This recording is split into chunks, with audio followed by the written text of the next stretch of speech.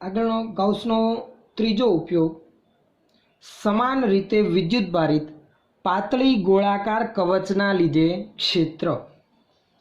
મિત્રો, ગાઉસના નિયમની ઉપયોગિતા આપણે આગળ એના અગત્યના મુદ્દાઓમાં જોયું ત્યારે જ ઉલ્લેખ કરેલો હતો કે માત્ર સમમિત એવા વિદ્યુતભાર વિતરણ વડે ઉદ્ભવતું વિદ્યુત ક્ષેત્ર ગાઉસના નિયમની મદદથી મેળવી શકાય છે. એવો સમમિત વિદ્યુતભાર વિતરણ ધરાવતો એક ત્રીજો પ્રકાર આપણે વિદ્યુતભારી તંત્ર તરીકે ધ્યાનમાં લેવાનો છે, જે પાતળી ગોળાકાર કવચ છે. ગોળાકાર કવચ એટલે કે પોલો ગોળો, અંદરના ભાગમાંથી સમગ્ર ખાલી ભાગ હોય, એક પણ ચાર્જ પાર્ટિકલ એટલે વિદ્યુતભાર હોય નહીં, એક પણ કણ હોય નહીં. ઉદાહરણ તરીકે ક્રિકેટ બોલની વાત કરીએ, ફૂટબોલના બોલની વાત કરીએ, અંદરના ભાગમાંથી માત્ર એર. આવા પોલા ગોળા પર વિદ્યુતભાર માત્ર સપાટી પર જ વિતરિત થયેલો છે. તો આવા ગોળાકાર કવચના લીધે ક્ષેત્ર મેળવવાનું છે. આવી પાતળી ગોળાકાર કવચના લીધે કવચના અંદરના ભાગમાં અને આ જ કવચના બહારના ભાગમાં આપણે વિદ્યુત ક્ષેત્રની ગણતરી ગૌસના નિયમની મદદથી કરીશું. ગૌસના નિયમનું સમીકરણ ફરી એક વખત આપણે સૌપ્રથમ ઉપર લખી રાખીએ તો કંઈક આ પ્રમાણે ધ્યાનમાં લઈએ છીએ આપણે જાણકારી ખાતર. ફાઈ બરાબર સમગ્ર પૃષ્ઠ, જે ગાઉસિયન પૃષ્ઠ ધ્યાનમાં લીધેલો હોય એની સાથે સંકળાયેલ ફ્લક્સ ઈ ડોટ ડીએ સમેશન ક્યુના છેદમાં એપ્સિલોન 0. ગૌસના નિયમના એક પણ ઉપયોગ માટે ગણતરી કરી હોય મિત્રો તો સૌથી પહેલાં સમીકરણ આપણે નજર સામે હોવું જોઈએ. ગાઉસિયન સપાટી સાથે સંકળાયેલ ફ્લક્સ ડાબી બાજુનો ભાગ, જમણી બાજુમાં એ ગાઉસિયન સપાટી વડે ઘેરાતો વિદ્યુતભાર અને શૂન્યાવકાશની પરમિટિવિટીનો ગુણોત્તર. આ બે સ્ટેપ ફોલો કરી એટલે સમિત વિદ્યુતભાર વિતરણ તરીકે ગમે તે હોય એની સાથે સંકળાયેલ ફ્લક્સ સરળતાથી આ રીતે મેળવી શકાય. સૌથી પહેલાં આપણે ધ્યાનમાં લીધેલી ગોળાકાર કવચનો ઉલ્લેખ કરી રાખીએ. જે કવચ આપણે ધ્યાનમાં લેવાના છીએ કે પોલો ગોળો ધ્યાનમાં લેવાના છીએ એનું વર્ણન. તો ધારો કે ધ્યાનમાં લીધેલી પાતળી એવી ગોળાકાર કવચની ત્રિજ્યા ધારો કે કેપિટલ આર છે તેમ આપણે ધ્યાનમાં લઈએ. આવી પાતળી ગોળાકાર કવચની ત્રિજ્યા ધારો કે કેટલી છે મિત્રો? Capital R. આ કવચના બહારના ભાગમાં પહેલાં ક્ષેત્ર મેળવવું છે અને પછી અંદરના ભાગમાં મેળવીશું. પણ આ કવચ પર જે સપાટી પર વિદ્યુતભાર વિતરિત થયેલો છે ધારો કે એની વિદ્યુતભારની પૃષ્ઠ ઘનતા સિગ્મા જેટલી છે. વિદ્યુતભારની પૃષ્ઠ ઘનતા કેટલી છે? સિગ્મા. જ્યાં સિગ્મા ગ્રેટર દેન 0 છે એટલે ધન વિદ્યુતભાર ગોળીય કવચ પર પથરાયેલો છે. તો સૌથી પહેલાં એનો ઉલ્લેખ કરી રાખીએ કે ધારો કે કેપિટલ આર ત્રિજ્યાની પાતળી ગોળાકાર કવચના લીધે ઉદ્ભવતું ક્ષેત્ર મેળવવું છે કે જેના પરના વિદ્યુતભારની પૃષ્ઠ ઘનતા સિગ્મા છે. ધારો કે ધ્યાનમાં લીધેલ પાતળી ગોળાકાર કવચની ત્રિજ્યા કેપિટલ આર છે તથા તેના પરના વિદ્યુતભારની પૃષ્ઠ ઘનતા સિગ્મા છે, જ્યાં સિગ્મા ગ્રેટર દેન 0 છે. તો ઉલ્લેખ કરી રાખીએ પહેલાં સિગ્મા છે જ્યાં સિગ્મા ગ્રેટર દેન 0. તો ગોળીય કવચ જે ધ્યાનમાં લીધી એનો સૌપ્રથમ આપણે ઉલ્લેખ કરી રાખ્યો. હવે આ ગોળીય કવચના લીધે અંદર અને બહારના વિસ્તારમાં આપણે ક્ષેત્ર મેળવીએ. સૌપ્રથમ મિત્રો અંદરના વિસ્તારમાં ક્ષેત્ર મેળવીએ. ગોળીય કવચના અંદરના ભાગમાં વિદ્યુત ક્ષેત્રની ગણતરી. તો ઉલ્લેખ કરી રાખીએ બે ભાગ પૈકી પહેલા ભાગ માટે કે ગોળીય કવચના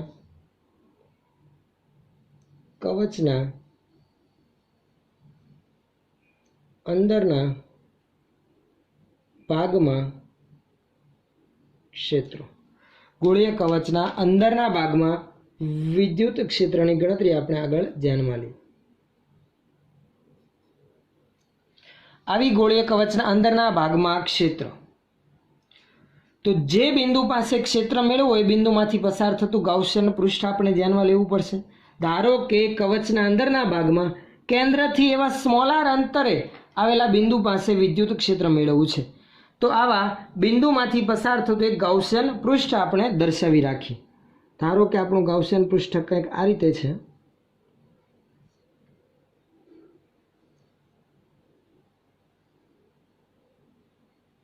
આ કવચની અંદર સ્મોલ આર ત્રિજ્યાનું ગાઉસિયન પૃષ્ઠની કલ્પના આપણે કરી.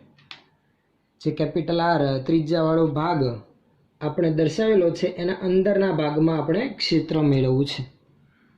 અંદરના ભાગમાં કેન્દ્રથી કેટલા અંતરે મિત્રો? તો કે સ્મોલ આર અંતરે. આ ત્રિજ્યા છે કેપિટલ આર, કવચની ત્રિજ્યા. અંદરના ભાગમાં ધ્યાનમાં લીધેલ નાની ગાઉસિયન સપાટીની ત્રિજ્યા સ્મોલ આર છે, જેના પરના આ પી બિંદુ પાસે આપણે ક્ષેત્ર મેળવવું છે. પી બિંદુ જોઈ શકાય છે. ધ્યાનમાં લીધેલી ગાઉસિયન સપાટી એ ગોળીય કવચના અંદરના ભાગમાં છે. તો એનો ઉલ્લેખ કરી રાખીએ કે અહીં સૌપ્રથમ ગોળીય કવચના અંદરના ભાગમાં કેન્દ્રથી સ્મોલ આર અંતરે આવેલા પી બિંદુ પાસે વિદ્યુત ક્ષેત્ર મેળવીએ. અહીં ગોળીય કવચના અંદરના ભાગમાં કેન્દ્રથી સ્મોલ આર અંતરે આવેલ પી બિંદુ પાસે વિદ્યુત ક્ષેત્ર મેળવવું છે. જ્યાં સ્પષ્ટ દેખાય આવે છે સ્મોલ આર નું મૂલ્ય આ ગોળાકાર એવી કવચના અંદરના ભાગમાં બિંદુ હોવાથી નાનું છે, એટલે small R less than capital R છે. ઉલ્લેખ અહીંયા પણ કરી રાખીએ, અહીં R less than capital R છે. તો આવા બિંદુ પાસે આપણે વિદ્યુત ક્ષેત્રની ગણતરી કરવી છે. તો ફરી પાછો જે બિંદુ પાસે વિદ્યુત ક્ષેત્ર મેળવવું હોય એમાંથી પસાર થતું એવું ગાઉસિયન પૃષ્ઠ જે આપણે વિચારવાના છીએ એ પણ સ્મોલ આર ત્રિજ્યાનો ગોળો જ છે, જેનું કેન્દ્ર કવચનું કેન્દ્ર છે એ જ છે. એનો ઉલ્લેખ કરી રાખીએ. આ માટે કવચના કેન્દ્રને કેન્દ્ર તરીકે લઈ સ્મોલ આર ત્રિજ્યાનો ગોળાકાર ગાઉસિયન ભાગ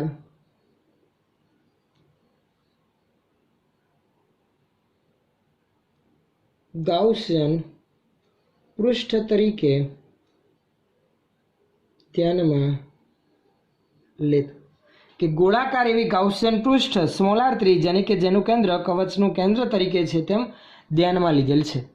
હવે મિત્રો આપણે વિચારીએ તો આ ગોળીય ગાઉસિયન પૃષ્ઠ જે આપણે ધ્યાનમાં લીધું, જે કવચના અંદરના ભાગમાં છે, કે જેના કોઈ પણ બિંદુ પાસે વિદ્યુત ક્ષેત્ર કઈ દિશામાં હશે એની ચર્ચા કરતાં આપણે સૌથી પહેલાં ડાબી બાજુના ભાગ કરતાં જમણી બાજુના ભાગ પર જઈએ. તો જમણી બાજુના ભાગમાં અંશનો ભાગ આવે છે સમેશન ક્યુ, ગાઉસિયન સપાટી વડે ઘેરાતો વિદ્યુત ભાર. આપણી જે ગોળાકાર ગાઉસિયન સપાટી સ્મોલ આર ત્રિજ્યાની ધ્યાનમાં લીધી એ તો હકીકતમાં વિદ્યુત ભારિત ગોળીય કવચની અંદર છે. તો એના વડે ઘેરાતો વિદ્યુત ભાર તો આકૃતિ પરથી જ સ્પષ્ટ ખ્યાલ આવે. આ ગોળાકાર એવી ગાઉસિયન સપાટીની અંદર કોઈ વિદ્યુત ભાર ઘેરાતો નથી, એટલે સમેશન ક્યુ 0, એટલે જમણી બાજુનો ભાગ 0 સીધો. આથી વિદ્યુત ક્ષેત્ર પણ આ ગાઉસિયન સપાટી પરના દરેક બિંદુ પાસે શૂન્ય જ આવશે. આમ પણ ખ્યાલ આવે વિદ્યુત ભારની પૃષ્ઠ ઘનતા ધન છે, વિદ્યુત ક્ષેત્ર રેખાઓ બહારની તરફ જ હશે સપાટી પર વિદ્યુત ભાર વિતરિત થયેલો હોવાથી. તો અંદાજો એમ લગાવી શકાય કે અંદરના ભાગમાં તો શૂન્ય જ આવશે. અને સમીકરણ પરથી પણ ખ્યાલ આવે છે જમણી બાજુનો ભાગ સમેશન ક્યુ ઘેરાતો વિદ્યુત ભાર શૂન્ય હોવાથી ડાબી બાજુના ભાગમાં પૃષ્ઠ સંકલન કરવા જઈએ તો ઈ ડોટ ડીએ. મિત્રો ડીએ તો શૂન્ય નથી, ગાઉસિયન સપાટીનું ક્ષેત્રફળ કંઈક તો છે, તો ઈ 0 હોય તો જ ગુણાકાર 0 મળે. અહીં ઈ અને ડીએ કોઈ નાનો ખંડ હું વિચારું તો નાના એવા ખંડ માટે વિદ્યુત ક્ષેત્ર ઈ અને ક્ષેત્રફળ સદિશ ડીએ બંને એક જ દિશામાં બહારની તરફ થશે. ધન વિદ્યુતભાર માટે વિદ્યુત ક્ષેત્ર બહારની તરફ, સપાટી પરના કોઈ પણ બિંદુ પાસે ક્ષેત્રફળ સદિશ પણ બહારની તરફ. તો cos 0 1 આવે ઈ ડોટ ડીએ માં. તો ડીએ શૂન્ય નથી, cos 0 1 આવે તો ઈ શૂન્ય હોય તો જ વિદ્યુત ક્ષેત્ર એટલે કે જમણી બાજુનો ભાગ શૂન્ય મળે. આથી ગોળીય એવી વિદ્યુત ભારિત કવચના અંદરના ભાગમાં વિદ્યુત 0 મૂલ્ય શૂન્ય આવશે. ઉલ્લેખ કરી રાખીએ અહીં આ ગાઉસિયન સપાટી વડે ઘેરાતો વિદ્યુતભાર summation Q is equal to 0 હોવાથી ફાઈ બરાબર સમેશન ક્યુ અપન એપ્સિલોન 0 બરાબર 0 માટે ફાઈમાં પૃષ્ઠ સંકલન ઈ ડોટ ડીએ બરાબર 0 આથી લખી શકાય વિદ્યુત ક્ષેત્ર ઈ પણ કેટલું થશે 0 થશે। તો આ એક વસ્તુ ક્લિયર થઈ ગઈ મિત્રો કે ગોળાકાર એવી વિદ્યુત ભારિત કવચના અંદરના વિસ્તારમાં વિદ્યુત ક્ષેત્ર કેટલું આવશે 0 આવે। ગોળીય વિદ્યુત ભારિત કવચના અંદરના વિસ્તારમાં વિદ્યુત ક્ષેત્રનું મૂલ્ય આવશે 0। હવે આવી ગોળાકાર વિદ્યુત ભારિત કવચના બહારના વિસ્તારમાં આપણે વિદ્યુત ક્ષેત્રની ગણતરી આગળ વધારી। તો બીજા ભાગની ગણતરી માટે આગળ વધીએ। બીજો ભાગ એટલે કે કવચના બહારના ભાગમાં ક્ષેત્ર લખી રાખીએ। કવચના બહારના ભાગમાં ક્ષેત્ર। આ કવચના બહારના ભાગમાં વિદ્યુત ક્ષેત્રની ગણતરી ગૌસના નિયમની મદદથી જ આપણે આગળ વધારવાની છે। બહારના ભાગમાં ક્ષેત્ર માટે જે કેન્દ્રથી બિંદુ ધ્યાનમાં લીધેલું છે એનું અંતર આર એ ત્રિજ્યાની સરખામણીમાં વધુ હશે એટલે small R greater than capital R માટે આપણે માહિતી ધ્યાનમાં લેવી છે। એના માટે અહીં આકૃતિ ધ્યાનમાં લઈએ। એક ગોળીય વિદ્યુત ભારિત કવચ જે દર્શાવી તેવી દર્શાવી રાખીએ, જે કવચના બહારના ભાગમાં આપણે ક્ષેત્ર મેળવવાનું છે। તો એની આકૃતિ હું જરાક પહેલાં દર્શાવી રાખું, પછી આપણે એની સમજૂતી ધ્યાનમાં લઈએ।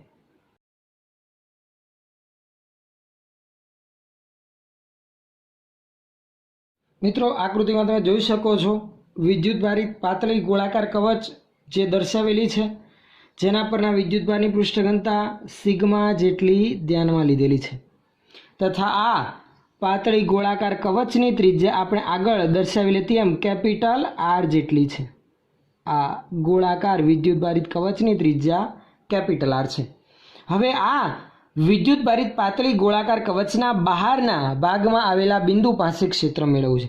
ધારો કે તેના કેન્દ્રથી સ્મોલ આર અંતરે આવેલા એવા પી બિંદુ પાસે ક્ષેત્ર મેળવવું છે।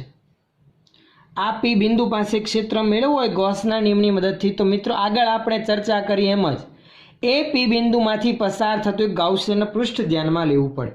તો આપણે શું કર્યું, કવચના કેન્દ્રને કેન્દ્ર તરીકે લઈ સ્મોલ આર ત્રિજ્યાની એક ગોળાકાર ગાઉસિયન સપાટી વિચારી કે જેની ત્રિજ્યા સ્મોલ આર છે, જ્યાં small R greater than capital R આપણે સ્પષ્ટપણે જોઈ શકીએ છીએ।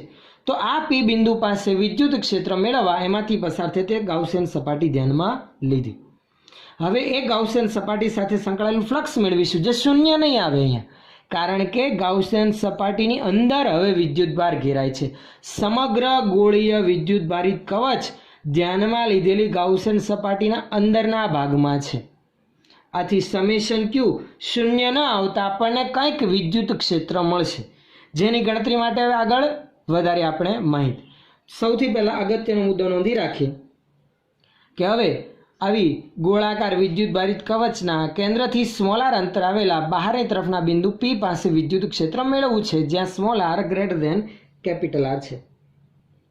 લખી રાખીએ અહીં ગોળીય કવચના બહારના ભાગમાં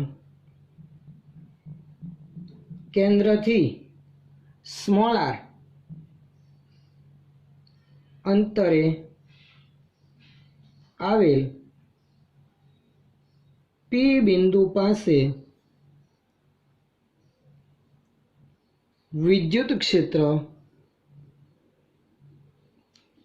મેળવવું છે, જ્યાં small R greater than capital R છે। આ માહિતી ખાસ ધ્યાનમાં રાખવી।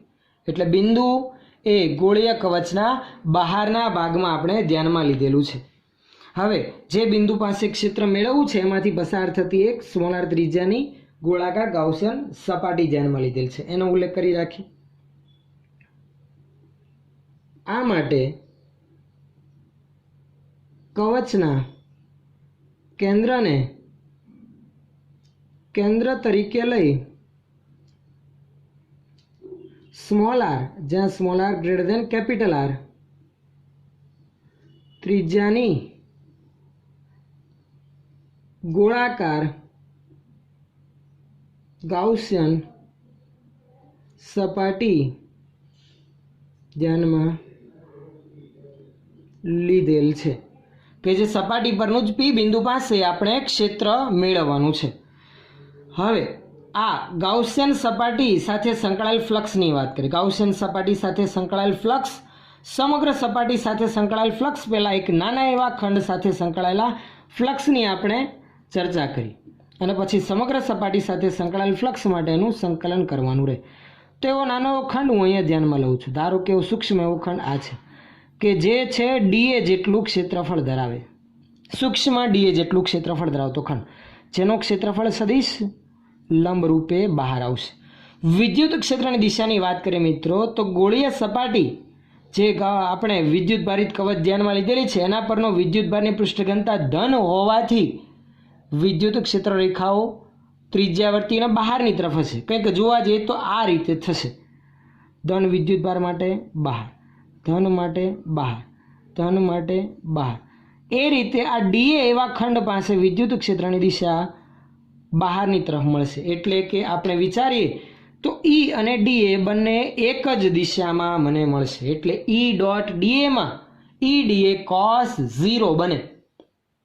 આથી કોસ 0નું મૂલ્ય 1 મળી આવે. તો સમગ્ર આવી ધ્યાનમાં લીધેલી ગાઉસિયન સપાટી સાથે સંકળાયેલ ફ્લક્સ લખીએ. હવે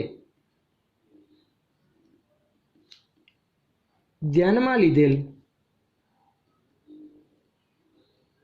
ગોળાકાર ગાઉસિયન સપાટી સાથે સંકળાયેલ ફ્લક્સ આપણે નોંધીએ તો કંઈક આવું થાય. ફાઈ બરાબર સમગ્ર સપાટી સાથે સંકળાયેલ ફ્લક્સ. ધારો કે સપાટીને નાના નાના પૃષ્ઠખંડોમાં વિભાજેલી કલ્પીએ તો એક નાનો પૃષ્ઠખંડ એટલે કે ડીએ, પૃષ્ઠ સંકલન ઈ ડોટ ડીએ, જ્યાં ઈ અને ડીએ વચ્ચેનો ખૂણો 0 છે તો ઈ ડીએ કોસ 0, સમગ્ર પૃષ્ઠ પરનું પૃષ્ઠ સંકલન. કોસ 0 1 હોવાથી માત્ર વધશે ઈ અને ડીએ. મિત્રો આપણે જરાક વિચારીએ તો ઈ ગાઉસિયન સપાટી પરનો કોઈ પણ ખંડ હોય, વિદ્યુત ક્ષેત્રની દિશા સપાટીને લંબ બહારની તરફ જ આવશે. કોઈ પણ બિંદુ પાસે આપણે જોઈ શકીએ છીએ. તથા સપાટી પરનું દરેક બિંદુ કેન્દ્રથી એક સરખા અંતરે, એટલે ઈ કોઈ પણ પૃષ્ઠખંડ માટે સમાન હોવાથી સીધું કોમન કાઢીને બહારની તરફ લખી શકાય. એટલે પૃષ્ઠ સંકલનમાંથી ઈને કોમન કાઢી રાખતા પૃષ્ઠ સંકલન ડીએ વધશે. ડીએ નાના ખંડનું ક્ષેત્રફળ.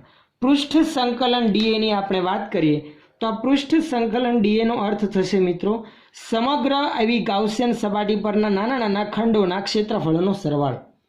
આવી સમગ્ર ગાઉસિયન સપાટીના નાના નાના ખંડોના ક્ષેત્રફળનો સરવાળો કરું તો આ સમગ્ર ધ્યાનમાં લીધેલી ગોળાકાર એવી ગાઉસિયન સપાટીનું ક્ષેત્રફળ મળે. ગોળાકાર એવી કવચની સપાટીના ક્ષેત્રફળનું સમીકરણ આવે મિત્રો 4πr². વર્તુળ નથી, આ ગોળાકાર એવી ગાઉસિયન સપાટી છે જેની ત્રિજ્યા સ્મોલ આર છે, જેની સપાટીનું ક્ષેત્રફળ આવશે 4πr². એટલે E × 4πr². સમગ્ર ધ્યાનમાં લીધેલી ગોળાકાર ગાઉસિયન સપાટી સાથે સંકળાયેલ ફ્લક્સ આપણને મળ્યું. હવે આગળ તો જમણી બાજુની ગણતરી તરફ આગળ વધીએ. ડાબી બાજુનો ભાગ તો ગણતરીમાં લેવાઈ ગયો. સમેશન ક્યુ ધ્યાનમાં લીધેલી ગાઉસિયન સપાટી વડે ઘેરાતો વિદ્યુતભાર. તો સમગ્ર વિદ્યુત ભારિત એવી કવચ આપણી ગાઉસિયન સપાટીની અંદર જ છે, તો એના પરનો વિદ્યુતભાર જેટલો એ જ સમગ્ર ગાઉસિયન સપાટી પરનો વિદ્યુતભાર આવશે. એટલે ગાઉસિયન સપાટી વડે ઘેરાતો વિદ્યુતભાર આવશે. હવે ગાઉસિયન સપાટી વડે ઘેરાતો વિદ્યુતભાર આપણે નોંધીએ તો સમેશન ક્યુ બરાબર સમગ્ર ગોળીય કવચ પરનો વિદ્યુતભાર. ગોળાકાર કવચ પરના વિદ્યુતભારની પૃષ્ઠઘનતા સિગ્મા છે, તો વિદ્યુતભારની પૃષ્ઠઘનતા સિગ્માનું સમીકરણ વિચારે તો સિગ્મા બરાબર કંઈક આ રીતે હતું, વિદ્યુતભારના છેદમાં ક્ષેત્રફળ. ક્યુને કરતાં બનાવવો હોય તો ક્યુ બરાબર સિગ્મા ઇન્ટુ એ, સપાટીનું ક્ષેત્રફળ. સમગ્ર ગાઉસિયન સપાટી વડે ઘેરાતો ભાગ જે છે ગોળીય કવચની સપાટીનું ક્ષેત્રફળ કેટલું? તો કેપિટલ આર ત્રિજ્યાની એવી કવચની સપાટીનું ક્ષેત્રફળ 4 કેપિટલ આર સ્ક્વેર થાય. આ થશે ધ્યાનમાં લીધેલી ગાઉસિયન સપાટી વડે ઘેરાતો વિદ્યુત ભાર. આથી લખી શકીએ સીધું ગૌસના નિયમ પરથી. આથી ગૌસના નિયમ મુજબ ફાઈ બરાબર સમેશન ક્યુના છેદમાં એપ્સિલોન 0 માટે ફાઈની કિંમત લખીએ તો E into 4 small R square બરાબર summation Q sigma into 4 small R સ્ક્વેરના છેદમાં એપ્સિલોન 0. બંને બાજુથી 4 કેન્સલ થશે માટે કવચના લીધે બહારના ભાગમાં આવેલા પી બિંદુ પાસે વિદ્યુત ક્ષેત્ર E બરાબર સિગ્મા અંશમાં વધશે કેપિટલ આર સ્ક્વેર છેદમાં એપ્સિલોન 0 અને સ્મોલ આર સ્ક્વેર ડાબી બાજુથી જમણી બાજુ છેદમાં જશે. અહીં જોઈ શકાય છે સિગ્મા કેપિટલ આર અને એપ્સિલોન 0 ત્રણે ત્રણ પદ અચળ છે, એટલે કવચના લીધે બહારના ભાગમાં કોઈ પણ બિંદુ પાસે ક્ષેત્ર કવચના કેન્દ્રથી એ બિંદુ સુધીના અંતરના વર્ગના વ્યસ્ત પ્રમાણમાં છે. આથી આમ લખી શકાય E proportional to 1/r². આ વિદ્યુત ક્ષેત્રની દિશા સાથે દર્શાવે તો આમ લખાય E બરાબર સિગ્મા r² છેદમાં epsilon 0 into 1/r² into r caret.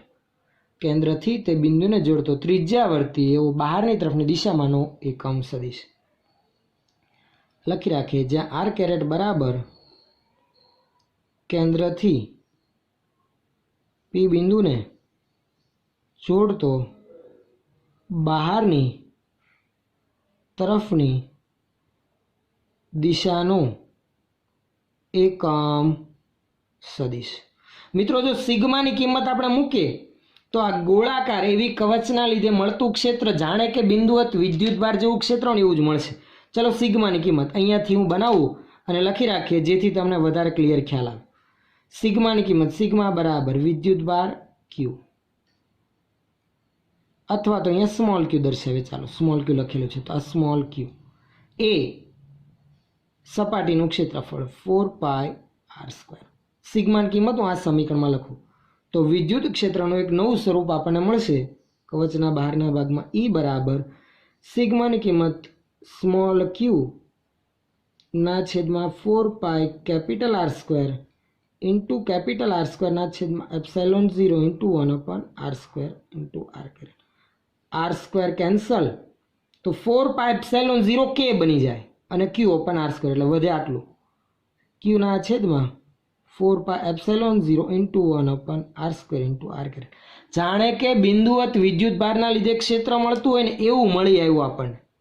આમ થવાનું કારણ મિત્રો, તો ગોળાકાર ગાઉસિયન સપાટી પરના કોઈ પણ બિંદુ પાસે વિદ્યુત ક્ષેત્રની દિશાને જો હું પાછળ લંબાવું તો બધા ક્ષેત્ર સદિશો કેન્દ્રમાંથી બહાર નીકળતા હોય ને એવું આપણને લાગે. આ કારણોથી જાણે કે કવચ પરનો બધો વિદ્યુતભાર કેન્દ્ર પર કેન્દ્રિત થયો હોય અને સમગ્ર અસર કેન્દ્રથી વર્તાતી હોય એવી દિશામાં વિદ્યુત ક્ષેત્ર આપણને મળી આવે છે. આથી ટૂંકમાં યાદ રાખવું હોય તો એમ પણ યાદ રાખી શકાય કે ગોળાકાર એવી વિદ્યુતભારિત કવચના લીધે બહારના ભાગમાં આવેલા બિંદુ પાસે વિદ્યુત ક્ષેત્ર બિંદુવત વિદ્યુતભારના લીધે મળતા ક્ષેત્રની જેવું જ મળશે કે Q/r² જેવું.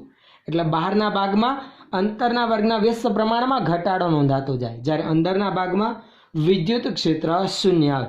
સૌથી મેક્સિમમ ક્ષેત્રની વાત કરીએ તો સપાટી પર આવે. કેટલું? તો જો સપાટી પરનું બિંદુ હું ધ્યાનમાં લઉં તો કેન્દ્રથી અંતર સ્મોલ આર એ આ કેપિટલ આર જેટલું થાય, એટલે સ્મોલ આરની જગ્યા પર કેપિટલ આર લખું તો r² અને r² કેન્સલ, એટલે માત્ર સિગ્મા પણ એપ્સિલોન 0 આપણને મળ્યા. તો આ હતું મિત્ર સમાન રીતે વિદ્યુતભારિત પાતળી એવી ગોળાકાર વિદ્યુતભારિત કવચના લીધે કવચના અંદરના ભાગમાં અને કવચના બહારના ભાગમાં મળતા વિદ્યુત ક્ષેત્ર વિશેની માહિતી. આ તેનું મૂલ્ય અને દિશા માટેની માહિતી સાથે ધ્યાનમાં લેવી હોય તો આ રીતે આવશે. ધન વિદ્યુતભાર સપાટી પર પથરાયેલો હોવાથી બહારના ભાગમાં વિદ્યુત ક્ષેત્ર ત્રિજ્યાવર્તી અને બહારની તરફ મળશે. જ્યારે મિત્રો બંને ભાગ અલગ અલગ પૂછાય, ધારો કે 2 માર્ક્સમાં કવચના અંદરના ભાગમાં અથવા તો બહારના ભાગમાં વિદ્યુત ક્ષેત્રની ગણતરી પૂછાય તો માત્ર પર્ટિક્યુલર આકૃતિ ધ્યાનમાં લેવાની. બંને એક સાથે પૂછાય તો તમે 2 in 1 આકૃતિ પણ ધ્યાનમાં લઈ શકો. એટલે આના આ જ કવચના બહારના ભાગમાં સીધી ગોળાકાર ગાઉસિયન સપાટી દોરી દેવાય, એ પણ ચાલે.